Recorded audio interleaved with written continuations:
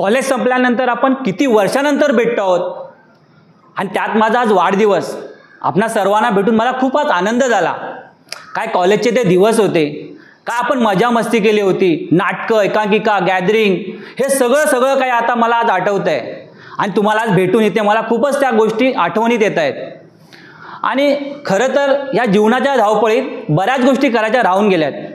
काय अरे तेच ना यार, नाटकात कामं करायची होती, ॲक्टिंग करायची होती, हे सगळं विसरूनच गेलो आपण.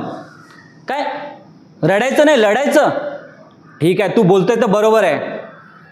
मन के जीते जीत है, मन के हारे हार, जो हार गए बिन लड़े उन पर है धिक्कार, उन पर है धिक्कार जो देखे ना सपना, सपनों का अधिकार असल अधिकार है अपना, अपनों के खातिर कुछ करना है आज हमें, अजर अमर स्वराज कर देना है हमें.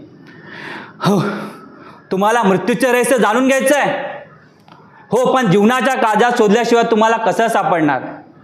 फक्त रात्रीच पाहू शकणाऱ्या आणि दिवसाच्या बाबतीत आंधळ असणाऱ्या घुबडाला प्रकाशाचे रहस्य उलगडता येणार नाही.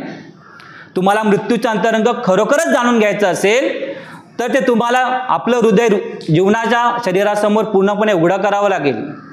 कारण नदी आणि समुद्र जसे एक आहेत तसे जीवन आणि मृत्यू हे एकच आहेत. त्यांच्या आशा आणि इच्छा याच्या तळाशी इहलोकाच्या पलीकडच्या गोष्टीविषयीचं निवांत ज्ञान दडलेलं आहे. आणि हे बर्फाखाली 20 स्वप्ने जशी पाहत पडलेली असतात तसंच आपल्या हृदय आपलं वसंत ऋतूची वाट पाहत स्वप्न पाहत असतं. त्या स्वप्नांचा आपण आदर करावा. आणि कारण त्यातच आपल्या अमरत्वाचं दाग दडलेलं असतं. कारण मरण म्हणजे एक नवी आशा.